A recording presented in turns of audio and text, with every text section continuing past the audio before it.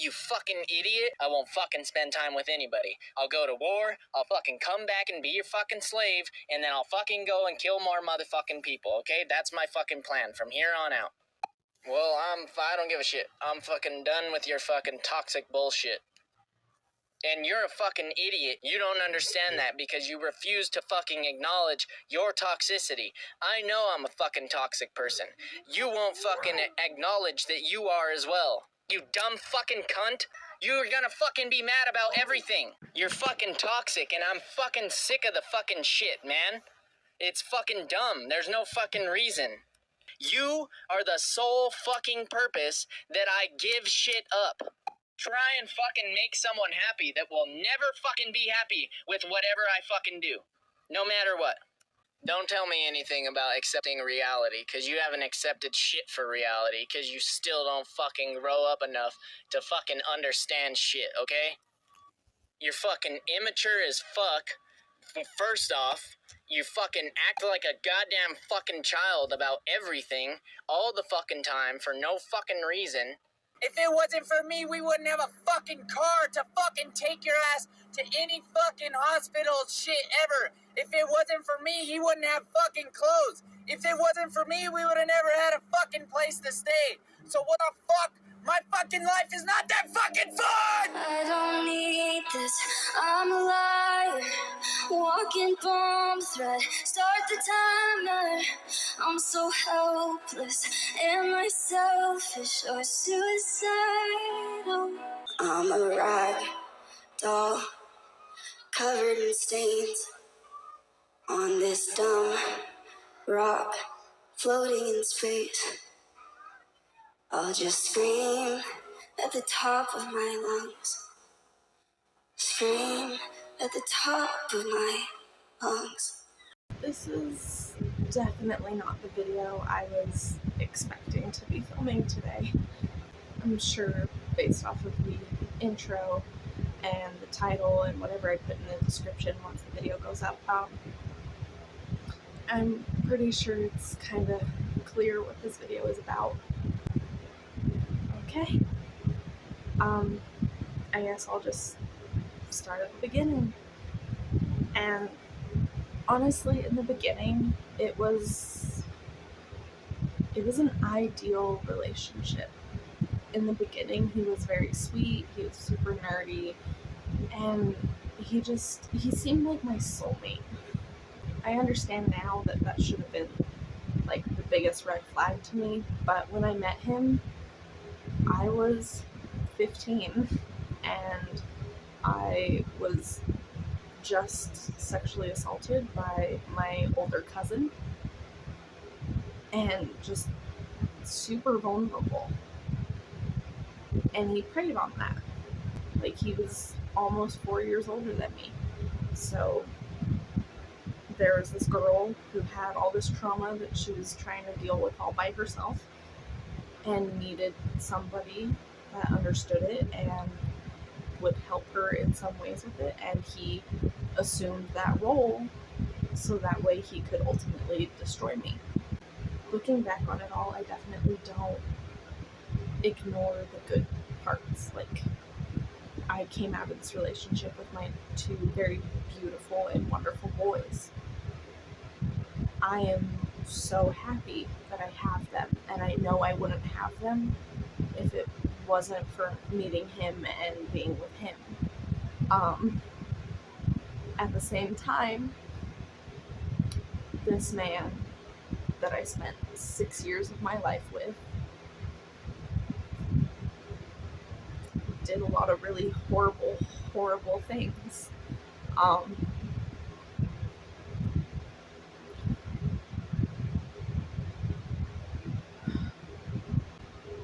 I can't believe I'm saying all of this right now. I wrote a book about all of it, but like nobody's bought it or read it, so it feels very, kind of just like it's over there, it exists, but like nobody knows about it, so it's fine. Because like it's still, my story is still so private. This is probably the most public version of this story. So I guess I'll just share a lot of the little stories. He gave me my children. There were times where we'd stay up until 3 o'clock in the morning just talking. And he would tell me everything. There's so much about him that I know that I don't think anybody else ever will know. Especially now, because I don't think that some of it was true. I think some of it was stories fabricated for me specifically. He was a man that made a lot of promises. He promised to love me forever. He promised to defend me. He promised to be a father. He promised to be my husband. He promised to take care of me. He is also the same man that used to stand over me during arguments and tell me how badly I made him want to hit me. He's the same man that I watched throw a dog across a room. He's the same man that when Elias was a newborn, I asked him to do more parenting, to help me out more. And I watched him punch the tiles off of the shower wall at his best friend's apartment, because that's where we were living. He's the man that compared me to his cousin's now wife,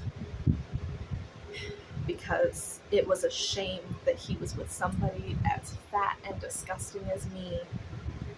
And look at her. She had kids and bounced back. Why can't you? He's the same man that we got in an argument and he threw his phone at me and it shattered on whatever it hit and it broke our roommate's TV, and later he blamed our son for the TV being broken. He's also the man that during COVID, while we were home alone in his mother's apartment, got mad at me for asking him to spend 1 day a week with our son and I. And at the time, I was apparently pregnant with Levi. I was extremely unaware. And he proceeded to threaten to off himself. And I took that seriously. So I tried to stop him from leaving so he didn't hurt himself. And in front of Elias, he proceeded to slam me down onto the ground by my throat and sit on my stomach while I was pregnant with our second child. Granted, yes, I did not know. Doesn't change the horror of that. And proceeded to choke me for minutes at a time. I urinated on myself. Our son was in the corner crying and screaming at the top of his lungs. Screaming for me at the top of his lungs. And then he finally left the room. He sped off.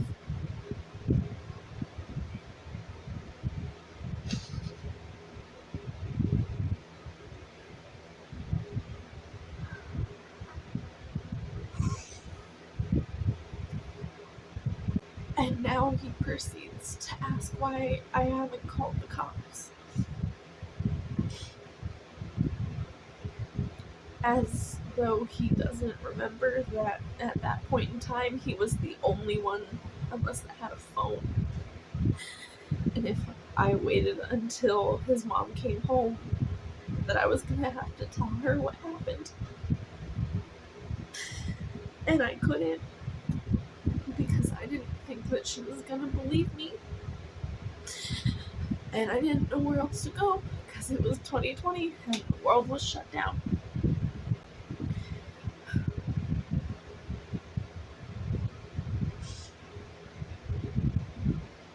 There was also a night when we lived with her that during our fight, we were driving around having an argument.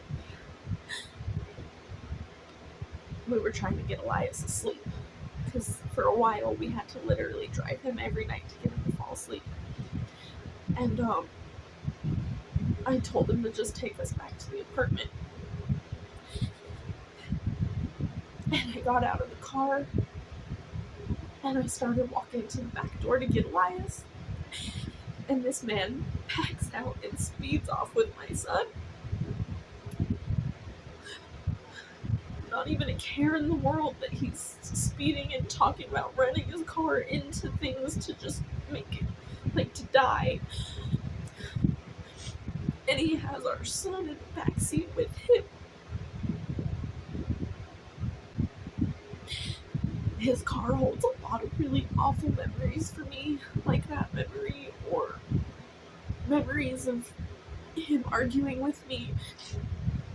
And he started to punch his dash until his whole hand was bleeding and pieces of the dash had flown off everywhere. He used to constantly speed in the car with us, like his whole family.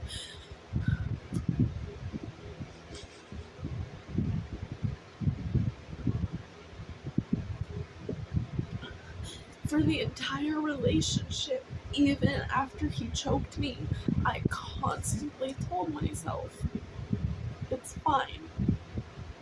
He's never hit me.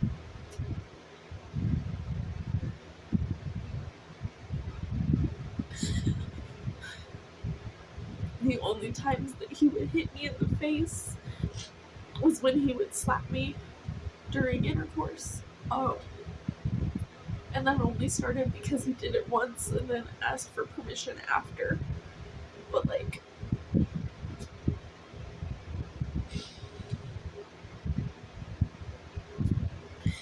before him, I didn't have a lot of really unhealthy relationships. Like, my exes and I broke up over stupid high school things, like I moved or something. So he really shaped a lot of my mentality in relationships and when it came to love.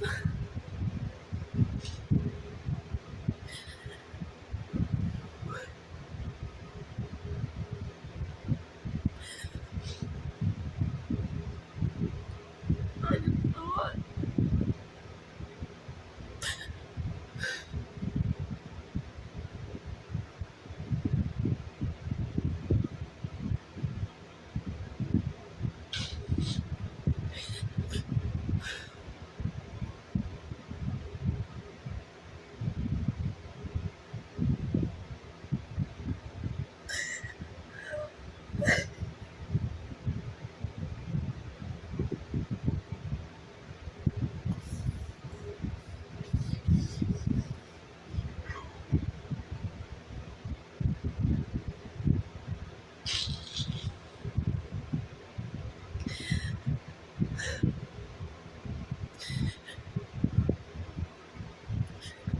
And I think right now the only good thing about him is his, like, consistent desire to just not be involved in co-parenting.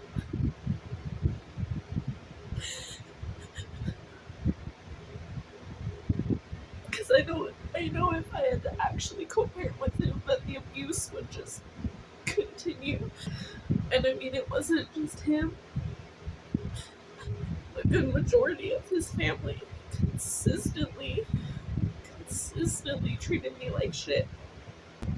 And I remember one time in our apartment, after he was done yelling at me, I went out into the living room and we didn't have any furniture at the time. And I laid on the floor with Elias. And I was crying myself to sleep. And his little sister whispered to me, "He shouldn't talk to you like that. It's not okay." And I just whispered back and said, "I know." He tried to get me involuntarily committed during a fight. Literally was on the phone with the mental hospital, arguing with the lady.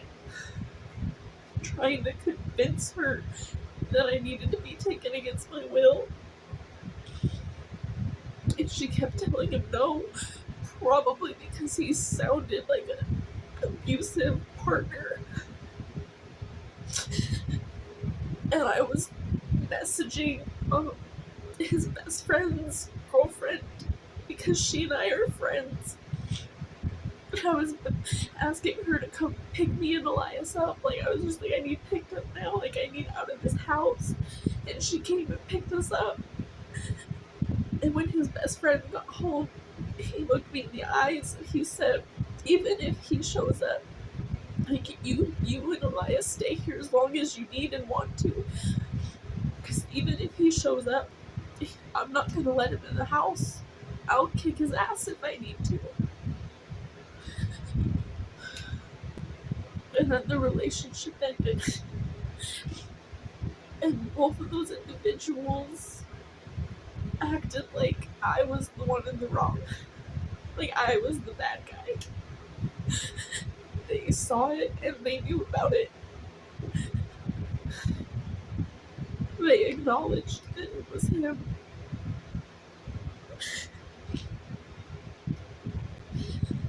That part probably hurts the most. Because you never feel truly alone until you see people that knew what was happening. And then they deny it to everybody.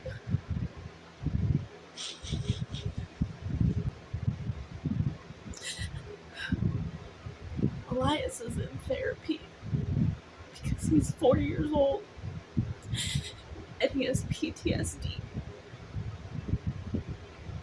Last night, he told me he's angry because he remembers Daddy always being angry.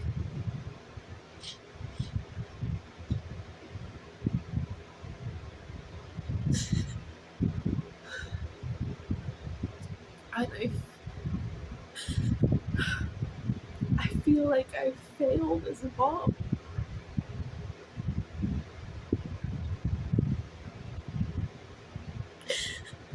Because what 4-year-old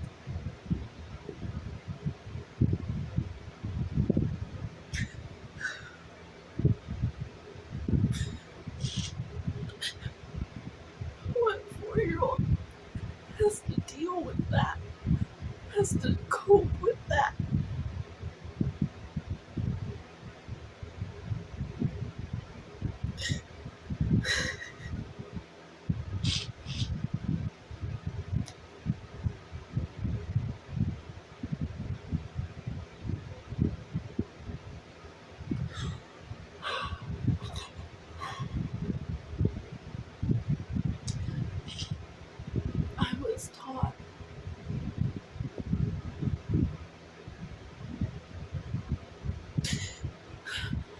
I was taught that I'm ugly, unlovable,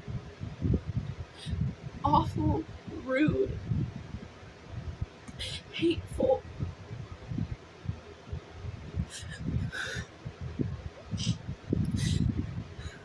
And I'm scared that even though their dad's not involved anymore, really, I'm scared that Elias is gonna just inherently feel the same way because he experienced things too. Like, their dad used to throw him around when he'd accidentally get hurt, he'd hurt him back, and I was like, he's a toddler. His immediate response to anything that he didn't like was to just fucking hit him.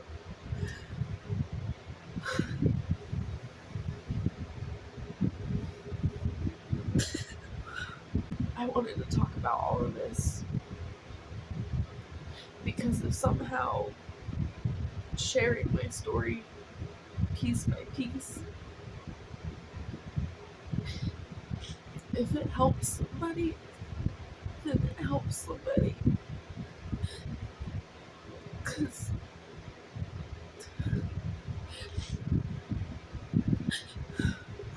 example, one of the things that has kept me from going back, because he tried to get me to go back to him, and one of the things that helped me was hearing from somebody that a partner that puts their hands on you here,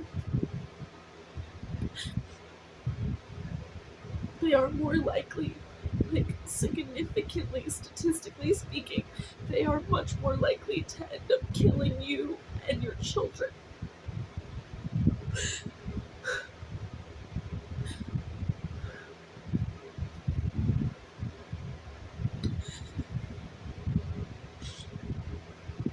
And I didn't know that before I left. And I didn't have help. I felt like I had nothing. I had no resources. And that was kind of partially true.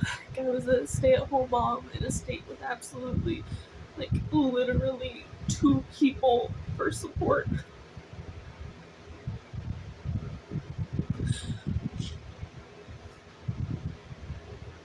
But even still, I look back on it all. I know I should have left earlier. I had a plan to leave one time, and then somebody had told him about my plan to leave, and he cried on the couch, telling me that he knew everything he was doing was fucked up, and that he knew he needed to be better, and that he would change. Just don't leave him. So I stayed. And then he put his hands on my throat, and then I stayed. And then I left for a little while, and then we got back together because he claimed that he was going to therapy and taking anger management classes when really he was just emotionally cheating on me with my cousin and possibly actually cheating on me with other people. Now in my life, I deal with others that act like him, talk to me like he used to, and it often makes me feel like I never left. I just replaced the same demon with a different mask. Just gave him a new mask, a new shell to walk around in. And I'm hoping that everything turns around. I believe everything will turn around. So, even though this doesn't sound very hopeful, I am a hopeful person. I'm just an emotional wreck right now. So, yeah. I guess thanks for listening. I'm gonna go ugly cry myself to sleep because I did not do enough of that in this video. I know the inclination sometimes can be to bottle everything up. And I've tried that. And I don't know if you can agree, but I don't think it works. And I have an idea, but it's going to take all of us together for it to work. So if you're with me, I need you to take whatever's been holding you back, whatever you've been keeping inside. This is your chance to let go of it. On my count, all of you are going to scream as loud as you can. 3,